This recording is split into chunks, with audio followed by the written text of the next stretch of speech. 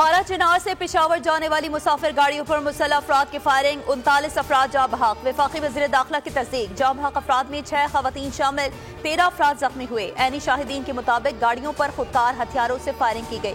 सदर आसिफ अली जरदारी, वज़ीर आज़म, वज़ीर दाखिला बिलावल भुट्टो और वज़ीर आला पंजाब मरीम नवाज शरीफ की वाक़े की शदीद मसम्मत। निहत्ते मुसाफिरों पर हमला इंतहाई बुज़दिलाना और इंसानियत सोज अमल करार दे दिया।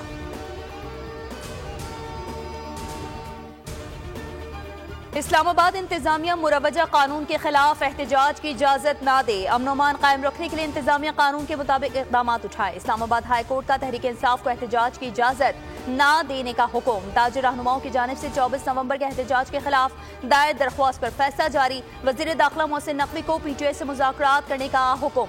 कमेटी तश्कील देने की भी हिदायत दे दी। फैसले में कहा गया है कि इंतजामिया की जिम्मेदारी है कानून की खिलाफ वर्जी ना होने दी जाए, यकीनी बनाया जाए कि आम शहरियों की जिंदगी में कोई रखना ना पड़े। चीफ जस्टिस आमिर फारूक की अदालत में फौरी समाअत की गई। वज़ीर दाखिला मोहसिन नकवी भी अदालत में पेश हुए।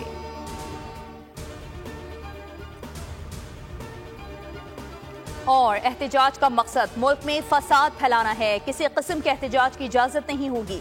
कानून पर मुकम्मल तौर पर अमल दरामद कराएंगे। PTI अपने सियासी एहतजाज के लिए सरकारी वसाइल इस्तेमाल करती है। वफाकी वज़ीर इत्तलात अताउल्लाह तारड़ की न्यूज़ कॉन्फ्रेंस, कहा सरकारी मुलाजमीन जलसे में शरीक हुए तो कार्रवाई होगी। सरकारी वसाइल को सियासी सरगर्मियों के लिए इस्तेमाल नहीं किया जा सकता। एक सूबे का वफाक पर लश्कर कशी करना समझ से बालातर है। सब्सक्राइब करें और बेल दबाएं ताकि कोई खबर रह न जाए।